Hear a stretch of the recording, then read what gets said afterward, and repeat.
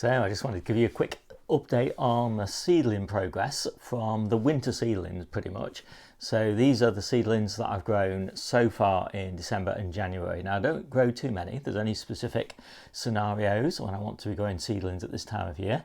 But I'll show you the scenarios and I'll show you the progress. And I think I really like these progress videos because I think there's a lot of YouTubers out there saying sow these seeds, and unless you can actually see how healthy they are and the systems involved in keeping them healthy, then I don't think it's really that useful. So let's start with the little Brassicas.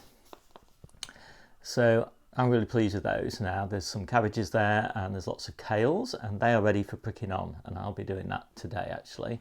But I'm really happy with those. You know, they're really healthy, and pretty much all of them, in fact all of them, have germinated well.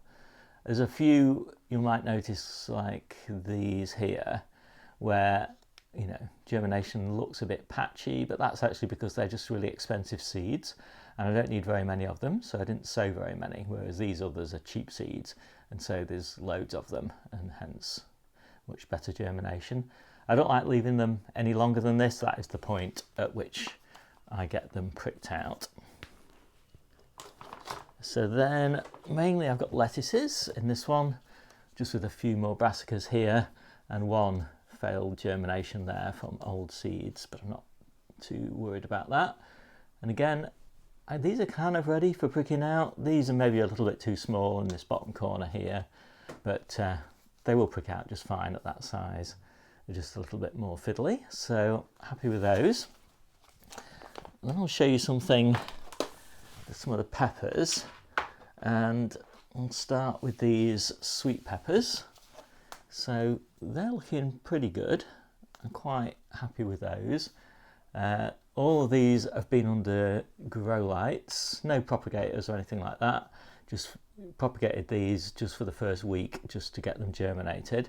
But other than that, they've just been out in the open like that, just under grow lights, about sort of this high above them, 18 inches or so. They're not too leggy. Quite happy with the condition of those. So I say they're sweet peppers, and I've got another batch of sweet peppers just there. And again, I'm pretty happy with them. I just knocked that one over while I was moving them downstairs to show you, but could do with slightly more gloss on the leaves perhaps, but I'm pretty happy with those. They're okay, and I'll probably be potting those on in about a month's time, I'm guessing. And it's worth pointing out that these are my early peppers, so I will definitely have a lot more peppers than this. It's just these are the ones that I want for the earliest possible harvest. So these are the chili peppers, and those I think look a little bit better than the sweet peppers. Can you see how even they are as well? All the same size, and good, nice lush leaf growth on those. So pretty happy with those. And I'll just put up actually the varieties so you can see what varieties these are. And these again are some more chili peppers. So that is all the chili peppers I'm doing. So just 2 of these little trays, 12 plants in total. My total number of chili peppers this year I'm cutting back because we just had way too many to eat and process last year.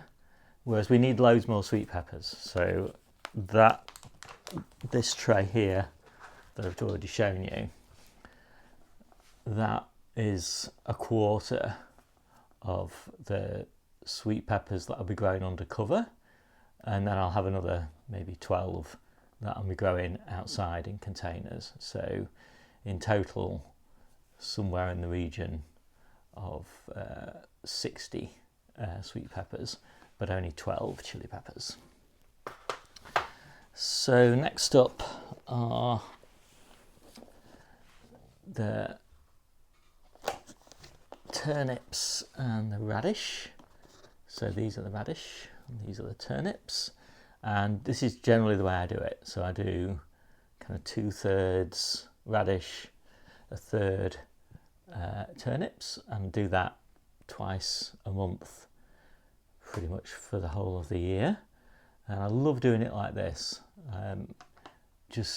Yeah, it's just so convenient, and they look so healthy, and they're growing on really nicely, so very pleased with those. And these are just little cherry bells, so the little red ones, and that's all we grow at this time of year. I find that they just do so much better. They're so crisp and crunchy and hold in the ground pretty well for at least 2 weeks, so that's all I need them to hold for. And I do the Tokyo Cross, the white turnips, at this time of year as well. So yeah, pretty pleased with those. Those were done on the 3rd of the 1st, and it's now the 14th, so they are 11 days old. Potatoes, these are coming on nicely.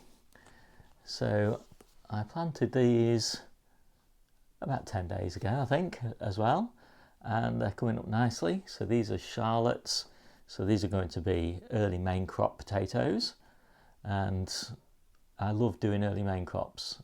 You know, I don't actually start my new potatoes for about another week, and then I'll do them, you know, a couple of batches every couple of weeks up until probably April. But early main crops I really like doing, because we run out of main crop potatoes in the store in sort of May time really.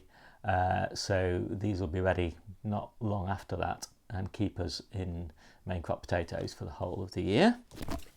Whoops. And last but not least, one of my 2 trays of early peas, and these will go in a low tunnel, at the back of a low tunnel, and at the front of them will go lettuces. In fact, the lettuces are already there, and they're looking really nice. So those lettuces were planted out in December from a November sowing, and they're looking great. Now these are, can't read it because it's backwards on my screen.